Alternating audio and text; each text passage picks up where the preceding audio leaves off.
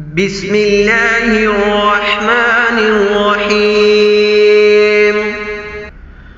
وَإِذْ قَالَ مُوسَى لِقَوْمِهِ إِنَّ اللَّهَ يَأْمُرُكُمْ أَن تَذْبَحُوا بَقَرَةً قَالُوا وَتَتَّخِذُنَا هُزُوًا قَالَ أَعُوذُ بِاللَّهِ أَنْ أَكُونَ مِنَ الْجَاهِلِينَ۔ اور جب موسیٰ نے اپنی قوم کے لوگوں سے کہا کہ اللہ تم کو حکم دیتا ہے کہ ایک بیل ذبح کرو، وہ بولے کیا تم ہم سے ہنسی کرتے ہو؟ موسیٰ نے کہا میں اللہ کی پناہ مانگتا ہوں کہ نادان بنوں۔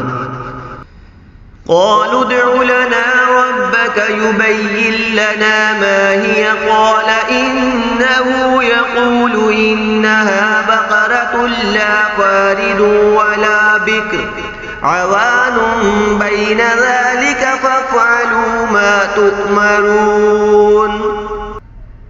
انہوں نے کہا کہ اپنے پروردگار سے التجا کیجئے کہ وہ ہمیں یہ بتائے کہ وہ بیل کس طرح کا ہو۔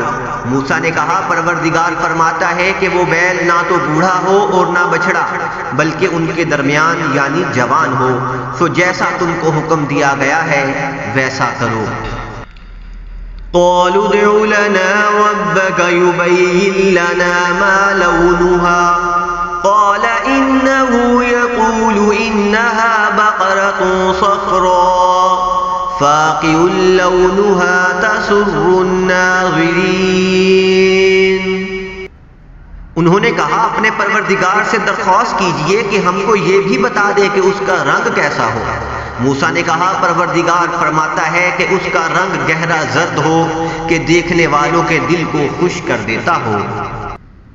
قالوا ادع لنا ربك يبين لنا ما هي إن البقرة تشابه علينا وإنا إن شاء الله لمهتدون۔ انہوں نے کہا اب کے پروردگار سے پھر درخواست کیجئے کہ ہم کو بتا دے کہ وہ اور کس کس طرح کا ہو، کیونکہ بہت سے بیل ہمیں ایک دوسرے کے مشابہ معلوم ہوتے ہیں اور اللہ نے چاہا تو ہمیں ٹھیک بات معلوم ہو جائے گی۔ قال إنه يقول إنها بقرة لا ظلول تثير الأرض ولا تسقي الحرث مسلمة لا شية فيها قالوا الآن جئت بالحق فذبحوها وما كادوا يفعلون۔ موسیٰ نے کہا کہ اللہ فرماتا ہے کہ وہ بیل کام میں لگا ہوا نہ ہو، نہ تو زمین جوتتا ہو اور نہ کھیتی کو پانی دیتا ہو، بے عیب ہو، اس میں کسی طرح کا داغ نہ ہو۔ کہنے لگے اب تم نے سب باتیں درست بتا دی۔ غرض بڑی مشکل سے انہوں نے اس بیل کو ذبح کیا جبکہ وہ ایسا کرنے والے لگتے نہ تھے۔ صدق اللہ العظیم۔